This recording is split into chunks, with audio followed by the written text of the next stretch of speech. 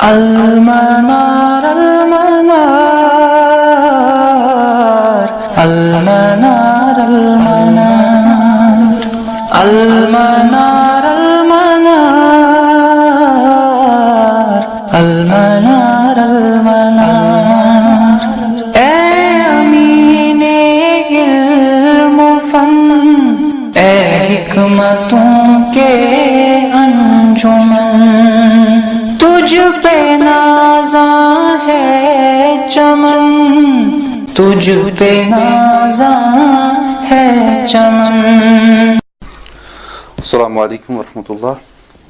اللہم صلی علی محمد وعلی آل محمد کما صلیت علی ابراہیم وعلی آل ابراہیم انک حمید مجید۔ اللہم بارک علی محمد وعلی آل محمد کما بارکت علی ابراہیم وعلی آل ابراہیم انک حمید مجید۔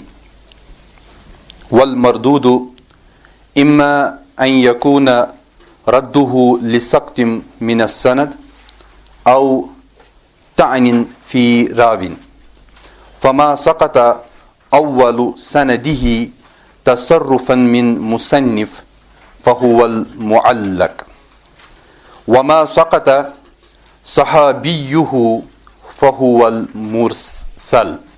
مرسل سین پر فتح کے ساتھ، فهو المرسل۔ گزشتہ ہفتے بات کی ہم نے المعلق، تو معلق کے حوالے سے جو بات ہوئی کہ معلق حدیث مردود میں سے ہے، وہ حدیث جو رد کی جاتی ہے اس بنیاد پر کیونکہ اس کی ایک بنیادی شرط اتصال السند جو ہے وہ وہاں پر ثابت نہیں ہے، اور جو چیز ہمیں پتہ ہے وہ صرف یہ کہ اس کا پہلا راوی یعنی جو اصل سند میں ہوتا ہے صحابی یا تو وہ پتہ ہے، اور کبھی کبھار تو اس کو بھی مصنف حذف کر دیتے ہیں، اور اس بنیاد پر ہم یہ معلوم ہی نہیں کر سکتے کہ اس راوی کا حال کیا ہے جس راوی کو حذف کیا گیا ہے، تو ہم اسی لیے اس حدیث کو مردود میں شمار کرتے ہیں۔ تو معلق، تو پھر ہم نے بات کی صحیحین میں معلق، تو اس میں بھی ہم نے یہ بات کی کہ معلق جو صحیحین کے ہیں وہ تمام تر صحیح ہیں۔ کیوں صحیح ہے؟ اس کی دو وجوہات ہے، ان کی اسناد بھی موجود ہے، اور دوسرا یہ کہ ان کے بارے میں امت نے یہ رائے اختیار کی ہے، یہ عقیدہ اختیار کیا ہے کہ صحیحین میں جو بھی حدیث ہے وہ صحیح ہے۔ اب آگے جائیں گے آج المرسل۔ لغتاً یہ اس میں مفعول ہے من ارسل، ارسل سے۔ غور سے دیکھیے گا، یہ بہت ہی اہم ہے۔ ارسل یرسل، مصدر بنے گا ارسالن، اس میں فاعل بنے گا مرسلن، اور اس میں مفعول بنے گا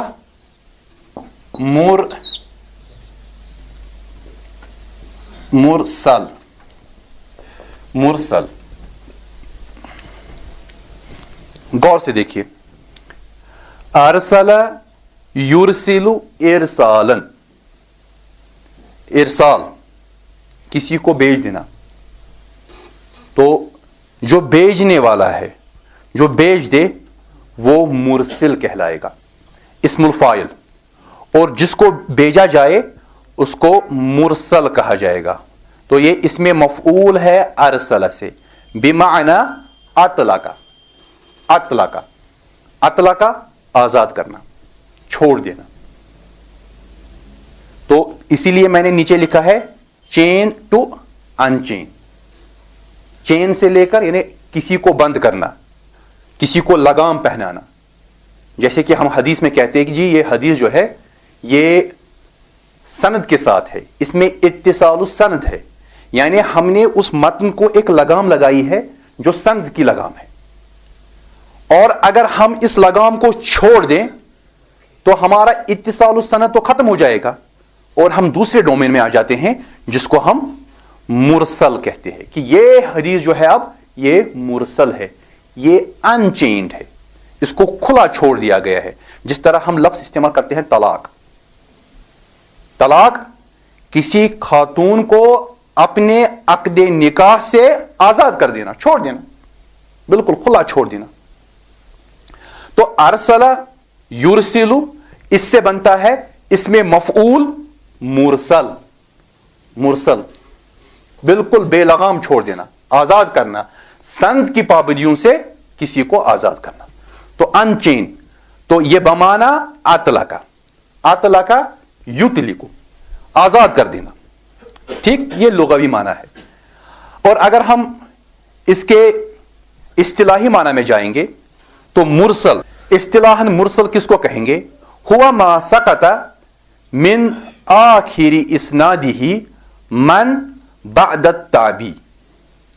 یہ من نہیں پڑھیے گا یہاں پر, یہاں من پڑھیے گا. ہوا ما سقط من آخر اسنادہ. اب یہ وہ حدیث ہے جس کی سند کے آخر میں گر جائے. اب دیکھیے سند کے دو حصے ہیں, ایک تو ہے مبدأ السند جو مبتدا ہوتا ہے جہاں سے ہم پڑھنا شروع کر دیتے ہیں, وہ مصنف والا چھوڑ ہوتا ہے, مصنف والا طرف ہوتا ہے. اور دوسرا ہوتا ہے آخر السند, اور آخر السند کون سا حصہ ہے؟ جہاں پر اصل السند ہوتی ہے, جہاں پر سند کی جڑ ہوتی ہے, جہاں سے سند اوریجنیٹ ہوتی ہے, وہ صحابی کا طرف ہے. تو یہ کہہ رہے ہیں ہوا ما سقط من آخر اسنادہ من بعد التابعی, جو تابعی کے بعد ہوتا ہے. اب بتائیے تابعی کے بعد کون ہوتا ہے؟ صحابی. تو صحابی ہوتے ہیں نا تابعی کے بعد.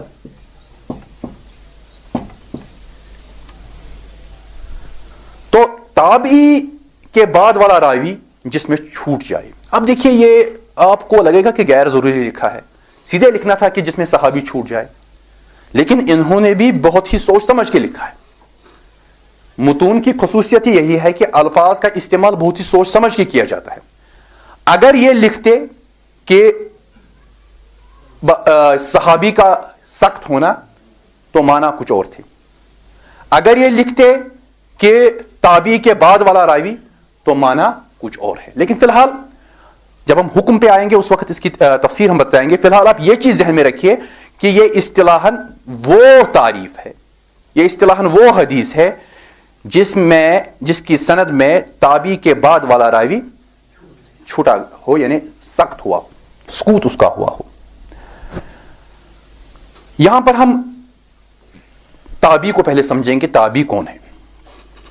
اصطلاحی طور پر ہمارا تابعی جو ہے وہ ہوا من لقی صحابیا مسلما, یہ وہ ہے جس نے ملاقات کی ہو صحابی سے اسلام کی حالت میں. یہ ابن حجر کا ہی کہنا ہے, اس نے ملاقات کی ہو, جس شخص نے ملاقات کی ہو کسی صحابی سے اسلام کی حالت میں, ومات علی الاسلام, لیکن شرط یہ ہے کہ اس کی موت بھی پھر اسلام پہ ہی ہونی چاہیے, کہیں اس سے خدا نہ خواستہ ارتداد سرزد نہیں ہونا چاہیے. اگر ایسی حالت ہے تو وہ تابعین کے گوشوارے میں شمار نہیں ہوگا, بلکہ اس کا شمار پھر ایسے لوگوں میں ہوگا جنہوں نے ارتداد کیا, وہ قابل اعتماد نہیں ہوگا, وہ اس پہ جرح ہوگی. لیکن یہاں پر کلیئر ہے کہ یہ وہ شخص ہے جو کسی صحابی سے ملا اسلام کی حالت میں, مسلمان حالت میں, ومات علی الاسلام, اسی کو آپ تابعی کہیں گے. تو پھر واپس جائیے اور دیکھیے مرسل کی تعریف میں اگر آپ اس کو فٹ کریں گے تو ہوا ما سقط من آخر اسنادہ من بعد التابعی, یعنی اس شخص کے بعد جس نے صحابی سے ملاقات کی ہو اور اس کی موت بھی پھر اسلام پر ہی ہوئی ہو. یہ وہی حدیث ہے جس میں اس کے بعد ایسے شخص کے بعد راوی چھوٹ جائے. اب دیکھیں کئی محدثین نے تابعی کی جگہ سمپلی صحابی لکھا ہے. مثلا سمپل مرسل کس کو کہیں گے آپ؟ تو لکھا ہے هو الحدیث الذی سقط من سلسلۃ سندہ الصحابی, یہ وہ حدیث ہے جس میں گرا ہو من سلسلۃ سندہ, اس کے سند کے سلسلوں میں. اب دیکھیے سلسلہ کیا ہے؟ نہیں, سلسلہ پڑھایا ہے میں نے. یہ سلسلہ اصل میں سلسلۃ الروات, چین آف نیریٹرز, یہ وہی, یہ عام چین نہیں ہے بلکہ چین آف نیریٹرز. اب اس کے سند کے جو روات ہے ان میں گرا ہو کون سا؟ الصحابی. بظاہر کوئی فرق نہیں ہے پہلی والی تعریف میں اور دوسری والی تعریف میں. ایک دقیق فرق آئے گا جب انشاءاللہ ہم حکم پہ پہنچیں گے. اس کی مثال معروف مثال ہے عبد الرزاق الصنعانی. عبد الرزاق ان کی مشہور کتاب ہے مصنف. تو مصنف میں المصنف جو ہے کتاب الجمعہ میں باب تسلیم الامام اذا سعید، یعنی وہ باب کہ جب امام سلام کرے جب وہ ممبر پہ چڑھتا ہے تو چڑھنے کے بعد وہ سلام کرتا ہے. تو اس باب میں حدیث نمبر 5123 ہے. عبد الرزاق بیان کر رہے ہیں اپنے استاد، ان کا نام بھی عبد الرزاق ہے. تو یہ عبد الرزاق الگ عبد الرزاق اور یہ الگ عبد الرزاق. یہ عبد الرزاق حمیری ہے غالباً، الحمیری. عبد الرزاق سے بیان کر رہے ہیں ابن جریج کے حوالے سے. تو عبد الرزاق ان ابن جریج ان عطاء، تو وہ بیان کر رہے ہیں کس سے؟ عطا سے. اور عطا ہمارا تابعی ہے، بڑے تابعین میں سے. وہ ان سے بیان کرے ہیں ان النبی صلی اللہ علیہ وسلم کہ نبی صلی اللہ علیہ وسلم کان اذا صعد المنبر اقبل بوجهه علی الناس فقال السلام علیکم، کہ جب رسول اللہ صلی اللہ علیہ وسلم چڑھتے تھے ممبر پر پھر لوگوں کی طرف اپنا منہ کرتے تھے اور پھر کہتے تھے السلام علیکم. کسی بھی خطبے کے موقع پر جب رسول اللہ صلی اللہ علیہ وسلم ممبر پہ چڑھتے تھے. تو اس حدیث میں آپ دیکھیے یہاں پر یہ عطا جو ہے یہ ہمارا بڑا تابعی ہے، یہ ڈائریکٹلی روایت کرتا ہے رسول اللہ صلی اللہ علیہ وسلم سے، جو کہ ممکن نہیں ہے. کیونکہ ہمارے صحابی کی تعریف میں یہ چیز آئی ہے کہ صحابی وہ ہے جو شخص رسول اللہ صلی اللہ علیہ وسلم سے ایمان کی حالت میں ملا ہو اور پھر اسی پر موت بھی واقع ہوئی ہو، اسی ایمان پر موت واقع ہوئی ہو. تو یہاں پر یہ شخص جو ہے عطا، اس کی ملاقات رسول اللہ صلی اللہ علیہ وسلم سے نہیں بلکہ ان کے صحابہ سے ہوئی ہے. جب اس کی ملاقات رسول اللہ صلی اللہ علیہ وسلم سے نہیں ہے تو کیوں کر کس بنیاد پر یہ رسول اللہ صلی اللہ علیہ وسلم کا ایک فعل نقل کر رہا ہے؟ بات کلیئر؟ اگر آپ اسماء و رجال کی کتابوں میں دیکھیں گے تو وہاں پر آپ کو عطا جو ہے، عطا آپ کو بحیثیت صحابی نہیں ملے گا بلکہ بحیثیت تابعی ملے گا. تو اس سند میں جو یہ سند ہے اس میں فال ہو رہا ہے، اس میں سخت ہو رہا ہے. ہمارا راوی ایک غائب ہے. ٹھیک، اب جو ہماری صورتیں ہیں کہ راوی جو غائب ہے ہمارا، یہ کون سا راوی ہے؟ ممکن ہے کہ عطا نے صحابی سے سنا ہے پھر اس نے بیان کیا. ممکن ہے کہ عطا نے اپنے کسی ساتھی سے سنا ہے جو صحابی نہ تھا. دونوں صورتیں ہو سکتی ہے. عطا کا کوئی استاد وہ بھی تابعی ہے، اس سے سنا ہے. ممکن ہے کہ عطا نے صحابی سے سنا ہو تو ایک صورت ہوگی.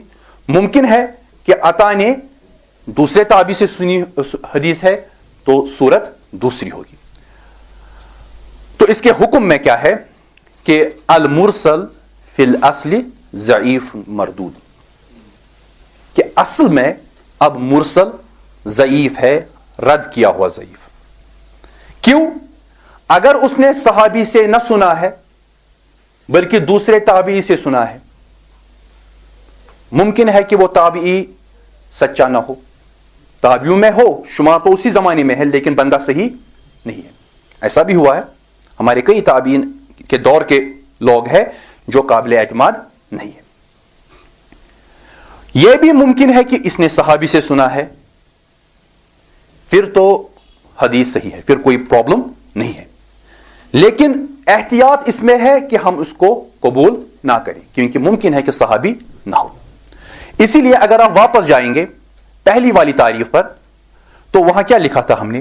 ہوا ما سقط من آخر اسنادہ من بعد تابعی.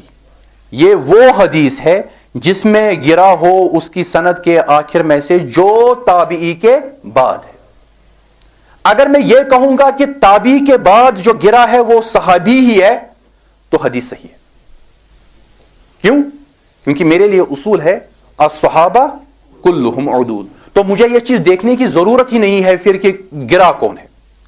لیکن جب میں کہتا ہوں من بعد تابعی تو میرے کہنے کا مطلب یہ ہے کہ امکان موجود ہے کہ گرنے والا صحابی کے بغیر کوئی اور ہو. بات کلیئر؟ اگر صحابی کے بغیر کوئی اور ہے تو حدیث صحیح نہیں ہے کیونکہ جب تک نہ صحابی کے بغیر دوسرے روات کے احوال مجھے پتا ہوں تب تک میں حدیث پر صحیح ہونے کا حکم نہیں لگا سکتا. یہاں تک کلیئر؟ اسی لیے جب میں یہاں آتا ہوں اس مثال پر تو میرے لیے عطا جو ہے عطا قابل اعتماد ہے لیکن عطا نے یہ کہاں سے لایا؟ کیا صحابی سے لایا؟ اگر صحابی سے لایا تو حدیث صحیح ہے. اگر صحابی سے نہیں لایا تو حدیث صحیح نہیں ہے کیونکہ وہ تابعی پتہ نہیں کون اس کے احوالات کیا ہے. تو آگے جائیں گے. وجہ کیا ہے؟ لفقدہ شرطا من شروط المقبول. اصل میں مفقود یہاں پر ہے، غائب یہاں پر ہے. کیا چیز غائب ہے؟ ایک شرط شروط قبول میں سے. جو شرائط ہمارے قبول کے ہیں وہ 5 شرائط، ان میں سے ایک بنیادی شرط غائب ہے کہ ہمارا اتصال السند نہیں ہے. ٹھیک؟ وہو اتصال السند ولجہل بحال الراوی المحذوف. اور اس میں کیا ہے کہ ہمارے لیے مجہول ہے، ہمارے لیے جہل اس چیز میں ہے کہ ہمیں محذوف راوی جو حذف کیا گیا ہے، جو سخت کیا گیا ہے، اس کا کوئی حال ہمیں پتہ نہیں کہ وہ کیسا تھا. لاحتمال ان یکون المحذوف غیر صحابی. کیونکہ احتمال یہ ہے کہ جو محذوف راوی ہے وہ صحابی کے بغیر کوئی اور ہو سکتا ہے. وفی هذه الحال یحتمل ان یکون ضعیفا. اور اسی حال میں اسی وجہ سے ہم اس کو احتمالاً کہتے ہیں کہ ہم اس کو لے جاتے ہیں اس چیز پر کہ یہ حدیث ضعیف ہے. کلیئر؟ تو یہ ایک ایسی پوزیشن ہے جو معلق سے مختلف ہے. معلق میں ہمارے راوی جو گر جاتے تھے وہ اس طرف سے تھے جس طرف میں صحابی نہیں ہوتا، وہ مصنف کی طرف سے. اور مرسل میں راوی گرتا ہے اس طرف سے جس طرف ہمارا صحابی ہوتا ہے. وہ صحابی بھی ہو سکتا ہے، وہ غیر صحابی بھی ہو سکتا ہے. احتیاط کا تقاضا ہے کہ ہم مرسل کو اصلاً ضعیف سمجھتے ہیں، مردود سمجھتے ہیں. یہاں تک بات کلیئر؟ لیکن العلماء من المحدثین وغیرہم اختلفوا فی حکم المرسل والاحتجاج به. لیکن علماء محدثین میں سے اور دوسرے یعنی ہمارے اصولین میں سے، ہمارے فقہا میں سے علماء نے اختلاف کیا ہے حکم مرسل کے بارے میں کہ آپ اس کو صحیح کہیں گے یا ضعیف کہیں گے. اور دوسرا والاحتجاج به، اس سے حجت لینے میں، مرسل سے حجت لینا یہ بھی ایک مسئلہ ہے. کیا آپ اس سے حجت لیں گے؟ اگر آپ نے کہا حدیث صحیح ہے تو آپ کو حجت لینی ہے. مرسل حدیث میں جو حکم ہوگا آپ کو قبول کرنا ہے. اگر آپ نے کہا کہ حدیث مرسل صحیح نہیں ہے تو آپ پھر اس سے حکم نہیں لے سکتے. لأن هذا النوع من الانقطاع يختلف عن أي انقطاع آخر في السند. کیونکہ یہ قسم جو ہے اس میں جو انقطاع ہے، اس میں جو بریک ہے سند میں، اتصال السند میں، یہ مختلف ہے دوسرے قسم کے انقطاع سے جو اس سے پہلے ہم نے پڑھا ہے معلق میں. لأن الساقط منه غالبا ما يكون صحابيا. کیونکہ جو گرا ہے وہ غالب طور پر ہم یہ کہہ سکتے ہیں کہ وہ صحابی ہو. والصحابہ کلہم عدول لا یضر عدم معرفتہم. صحابہ تمام کے تمام عادل ہیں، عدول ہیں، تو کوئی ضرر نہیں دے گا ان کی عدم معرفت کا کہ آپ کو پتہ نہیں کہ صحابی کون صحابی ہے. تو یہ تو ایک ہماری ایک انتہا ہے. لیکن دوسری انتہا یہ بھی ہے کہ ممکن ہے کہ وہ صحابی نہ ہو. تو بنیادی طور پر ہمارا اصول کیا ہے؟ الصحابۃ کلہم عدول. یہ ہمارا بنیادی اصول ہے. اور بنیادی طور پر مرسل میں ہمارا بنیادی قاعدہ کیا ہے کہ وہ ضعیف مردود ہے. اس سے پہلے ہم نے کہا نا, جب ہم نے حکم کی بات کی تو المرسل فی الاصل ضعیف مردود. گرنے والا احتمال یہی ہے کہ صحابی ہوگا, اور یہاں پر بنیادی اصول کیا ہے صحابہ کے بارے میں؟ کلہم. اور دوسری بات, اگر آپ اس کی تفصیل میں جائیں گے تو ہمارے یہاں جلال الدین سیوطی رحمہ اللہ بیان فرماتے ہیں, ان کے علاوہ بھی امام جوینی نے بھی اس پہ بات کی ہے, لیکن یہاں پر جلال الدین سیوطی کی جو بات ہے وہ بہت ہی اہم ہے. الصحابۃ کلہم عدول قال تعالی وکذالک جعلناکم امۃ وسطا. صحابہ تمام کے تمام عدول ہے, اور اللہ تعالیٰ نے بیان فرمایا کہ ہم نے اسی طرح آپ کو امت وسط بنایا, ای عدولا, یعنی ہم نے آپ کو عادل بنایا. وقال تعالی کنتم خیر امۃ اخرجت للناس, اور اللہ تعالیٰ نے یہ بھی بیان فرمایا کہ آپ بہترین امت ہو نکالی گئی لوگوں میں سے, لوگوں کے لیے. والخطاب فیہا للموجودین حینئذ. یہ جو خطاب ہے امت وسط, جعلناکم, آپ کو بنایا گیا ہے, اور اس طرح ہے کنتم خیر امت, والخطاب فیہا للموجودین. یہ خطاب کن کے لیے ہے؟ جو پریزنٹ تھے حینئذ, اس وقت جب یہ آیت نازل ہو رہی تھی. تو وہ کون تھے؟ صحابہ. تو اسی لیے الصحابۃ کلہم عدول کس کا کہنا ہے؟ امام سیوطی کا. وقال صلی اللہ علیہ وسلم خیر الناس کرنی کرنی, میرا دور. بہترین لوگ جو ہے کس دور کے ہے؟ میرے دور کے. وہ میرا دور ہے صحابہ کا دور, جب رسول اللہ صلی اللہ علیہ وسلم موجود تھے. تو اس بنیاد پر ہم یہ کہہ سکتے ہیں کہ صحابہ کے بارے میں تو آپ کوسچن مارک کھڑا نہیں کر سکتے. امام الحرمین امام جوینی نے کہا ہے کہ یہ صحابہ وہ ہے جو شریعت کے حاملین ہیں, جنہوں نے شریعت اٹھائی ہے. اور یہ اٹھانا صرف رسول اللہ صلی اللہ علیہ وسلم کے دور تک نہیں تھا, بلکہ یہ اٹھانا دوسرے عصور میں, دوسرے عصروں میں, دوسرے ادوار میں, قیامت کی صبح تک ہے. اگر ہم نے یہ کہا کہ صحابہ عادل نہیں ہے تو اس کا مطلب یہ ہے کہ شریعت صرف رسول اللہ صلی اللہ علیہ وسلم کے دور تک ہی محدود تھی. کیوں؟ کیونکہ پھر یہ ٹرانسمٹ نہیں ہوگی. کیونکہ جب ٹرانسمٹ کرنے والے ہی قابل اعتماد نہیں ہے تو کیوں کر آپ کہہ سکتے ہیں کہ یہ بات پھر آگے محفوظ طریقے پر چلی تھی. تو میرے کہنے کا مطلب یہ ہے کہ یہ ایک مضبوط قاعدہ ہمارا یہ ہے الصحابہ کلہم عدول. سوائے کچھ منحرف گروپوں نے اس پہ کوسچن مارک کیا ہے, جن میں شیعہ وغیرہ ہے. تو بات یہاں پر آتی ہے پھر ہونا ثلاثۃ اقوال ہی, تو پھر یہاں پر تین بڑے اقوال ہیں. تو پہلا کیا ہے؟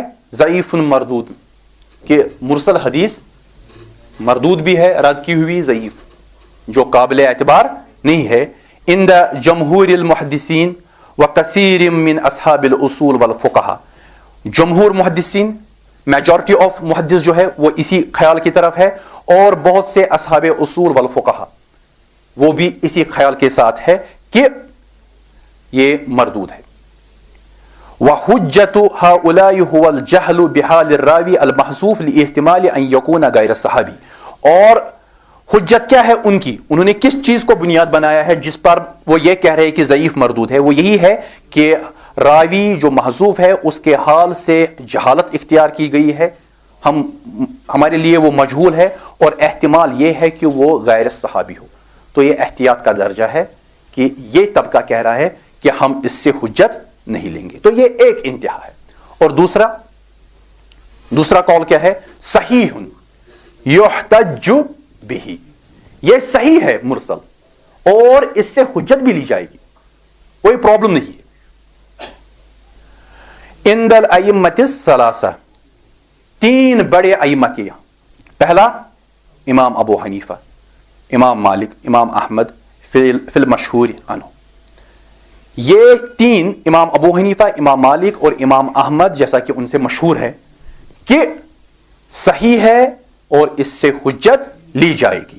وطائفۃ من العلماء بشرط ان یکون गौर से पढ़िएगा, अन यकूना मुरसिल सिक्कतन वला युरसिलु इल्ला अन सिक्कतिन। इससे पहले मुरसल था, अब आ रहा है मुरसिल। फिर यहां आइए, फाइल आ रहा है। वो शख्स जो सनद में, वो रावी जो सनद में इरसाल करे। पहले क्या था? मुरसल, वो सनद जिसमें इरसाल वाक़ा हुआ हो, यानी जिस पर इरसाल का कायदा चला हो। अब मुरसिल इस्मुल फाइल। सहीहुन युहतज्जु बिही इंदल अइम्मति सलासा अबू हनीफा मालिक अहमद फिल मशहूर अनहु व ताइफत मिनल उलमा बिशर्तिन, और उलमा में से एक जमात इस शर्त के साथ, अन यकूनल मुरसिलु, कि हो इरसाल करने वाला रावी। हमारी इस सनद में इरसाल करने वाला रावी कौन था? जो इससे पहले हमने एग्जाम्पल में पढ़ी थी, अता वहां पर इरसाल करने वाला रावी है, तो वो मुरसिल रावी है। और सनद क्या है? मुरसल। और अमल कौन सा है? इरसाल। इरसाल इरसाल ये मजदर इसका। तो पढ़ने के वक्त ये ख्याल रखिए, तो वताइफतिम मिनल उलमाई बिशर्ति अन यकूनल मुरसिल सिक्कतन, कि हमारा मुरसिल रावी सिक्का होना चाहिए। अगर मुरसिल ऑथेंटिक है, वला युरसिलु इल्ला अन सिक्कतिन, और वो इरसाल नहीं करता हो, जब करता हो तो किससे करता हो? सिक्का से। इसका मतलब क्या है? इसका मतलब यह है कि हमारा मुरसिल रावी, इरसाल करने वाला रावी, ऐसा रावी हो जो खुद काबिल एतमाद हो, ऑथेंटिक सिक्का, ठीक। और जब वो इरसाल करे, अता जब इरसाल करे, या सईद इब्नुल मुसैब जब वो इरसाल करे, तो इरसाल उसी रावी से करेगा जो खुद सिक्का हो। इसका मतलब क्या है? अगर ताबी होगा तो ऐसा ताबी होगा जो सिक्का हो। सहाबी के बारे में यह बात नहीं है, वो तो क्लियर है, सहाबी तो सिक्का है ही। अगर ताबी भी होगा तो वो ताबी काबिले एतमाद होगा, या वो सहाबी से करेगा, तो ऐसी सूरत में वो इरसाल कर सकता है। तो जब हज़फ करेगा तो उसको कहेंगे कि ये सही है और इससे एहतिजाज किया जाएगा, इससे हुज्जत ली जाएगी। उर्दू वाला एहतिजाज नहीं, अरबी वाला, कि इससे हुज्जत ली जाएगी। तो दो पोजीशंस है, एक पहली पोजीशन कि ज़ईफ मरदूद, दूसरी पोजीशन सही युहतज्जु बिही। यही वजह है कि आप देखते हैं कि इख्तिलाफात, सलफी आते हैं जी ये हदीस नहीं मानते, हदीस है जी रफुल दैन करना जरूरी है। तो यहां से हनफी आते हैं, कहते जी नहीं अब्दुल्ला इब्न मसूद की हदीस है, तो ये कहते हैं जी ज़ईफ है, वो कहते हैं कि इससे हुज्जत ली जाएगी। भाई ये इसको ज़ईफ नहीं मानते, क्यों नहीं ज़ईफ मानते? तो वो कहते हैं इसमें इरसाल है, मसलन वहां तो इरसाल नहीं है, तो इसमें जी इरसाल है, तो लड़ाई यहां शुरू हो जाती है। असल में मामला कहां है? मामला उसूल में है कि हनफी फुकहा के यहां, हनफी फुकहा के यहां ये राय है कि इससे ये सही है और इससे हुज्जत ली जाएगी। अब इसमें अबू हनीफा, मालिक और अहमद। अब आगे जाइए, अब इसको कबूल किया जाएगा बिशुरूतिन, शुरूत के साथ। ये एक और तबका है, आई या सिहु बिशुरूतिन, कि इसको सही माना जाएगा कुछ शुरूत के साथ। वहाजा इंद शाफी व बाज़ी अहले इल्म, और ये इमाम शाफी के नजदीक है और कुछ अहले इल्म के यहां। इमाम शाफी की मशहूर किताब अर-रिसाला में आप ये देखेंगे, इसमें बहसी एक तवील बहस है। और अश-शुरूत हिया व हाज़िही शुरूत अर्बअत, और ये शुरूत कितनी है? 4। सलासतु फिर रावी अल मुरसिल, 3 का ताल्लुक रावी इरसाल करने वाले रावी के साथ है। व वाहिदुन फिल हदीस अल मुरसल, और एक का ताल्लुक हदीस मुरसल के साथ है जिसमें इरसाल किया गया हो। वह इलैका हाज़िही शुरूत, तो पहली शर्त क्या है? अन यकूना अल मुरसिलु मिन किबार ताबीईन, कि ये इरसाल करने वाला ताबी जो होगा, अब ये उन लोगों में से होगा जो किबार ताबीन में शुमार हो। ہمارا سعید ابن المسیب جیسا. کلیئر. دوسری اذا سما من ارسل عنہ سما ثقۃ. جب اسے پوچھا جائے کہ بھائی آپ نے کس سے ارسال کیا ہے, آپ نے جب حدیث بیان کی ہے تو کس سے بیان کی ہے, جو حدیث نے مرسل بیان کی ہو تو وہ اس کا نام لے گا جو ثقہ ہوگا. بات کلیئر.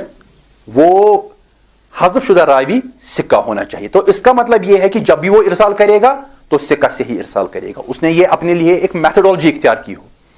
تیسرا اذا شارکہ الحفاظ المأمونون لم یخالفوا, کہ جب اس کے ساتھ مشارکت کرے اسی حدیث میں جس میں اس نے ارسال کیا ہے, بیان کرنے میں دوسرے حفاظ اور دوسرے معتمد جو ہمارے روات ہے, جب وہ اسی حدیث کو بیان کرے دوسری اسناد کے ساتھ, لم یخالفوا, تو وہ اس کی مخالفت نہ کرے. تو اس کا مطلب کیا ہے؟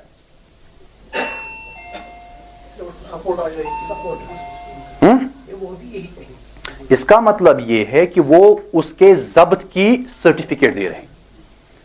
جب وہ مخالفت نہیں کرتے ہیں تو اس کا مطلب یہ ہے کہ جو ہمارا مرسل راوی ہے اس کے ضبط کی گارنٹی کس نے دی ہے؟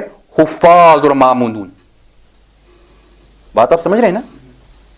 جب دوسرے حفاظ نے اسی حدیث کو بیان کیا اور الفاظ میں کوئی تغیر و تبدل نہیں ہے, کوئی مخالفت نہیں ہے, معنوی اعتبار سے بھی کوئی مخالفت نہیں ہے, تو کہنے کا مطلب یہ ہے کہ ہمارا مرسل راوی ہے اس کا ضبط مضبوط ہے. اور پھر چوتھی شرط کیا ہے, اس میں تھوڑی تفصیل ہے.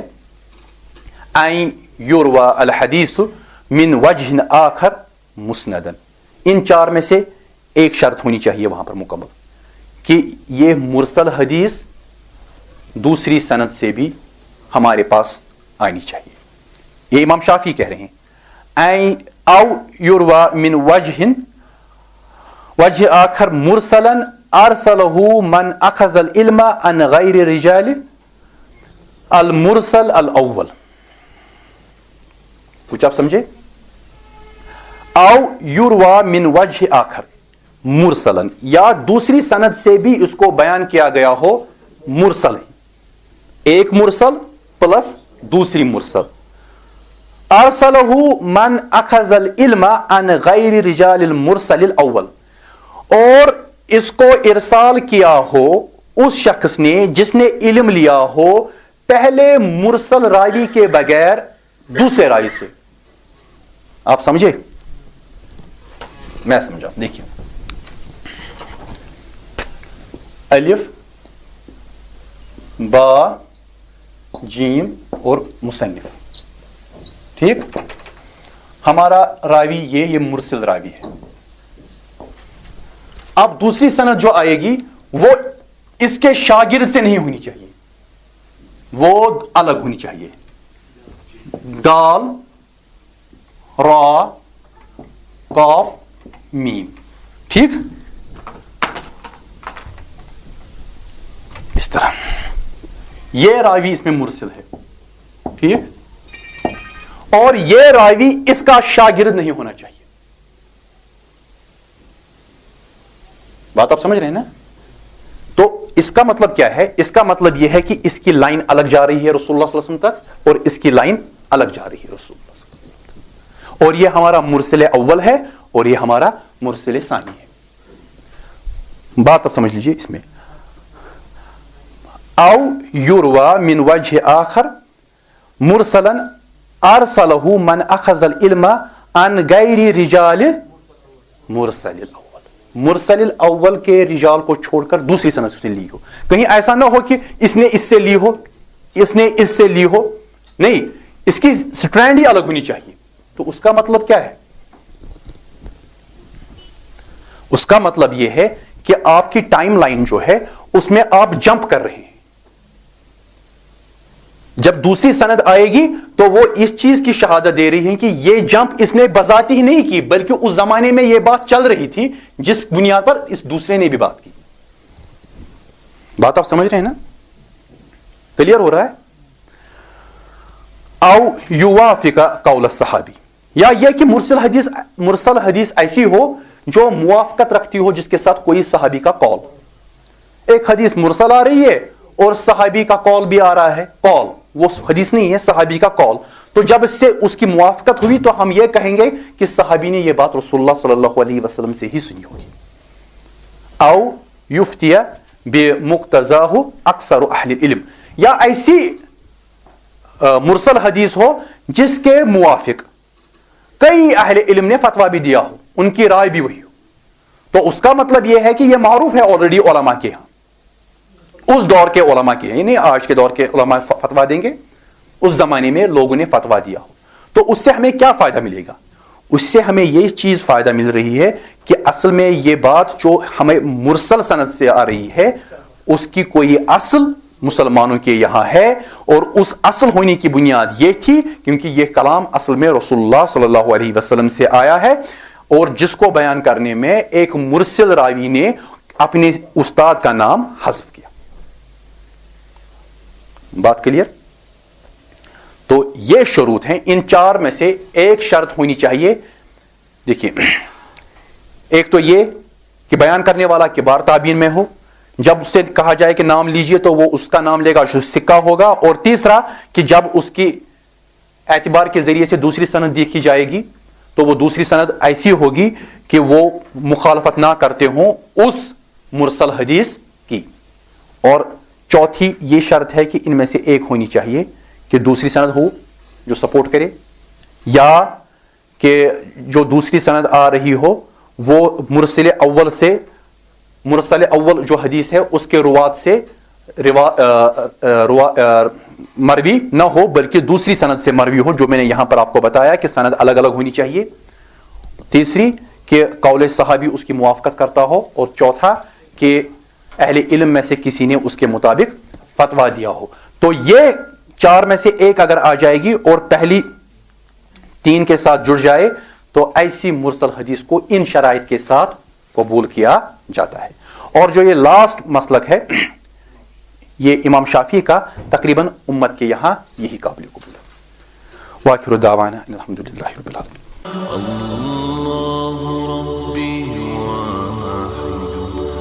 وأنا بذلك أشهد ذا مبدئي وأصول بالرغم ممن يجحد وشهادتي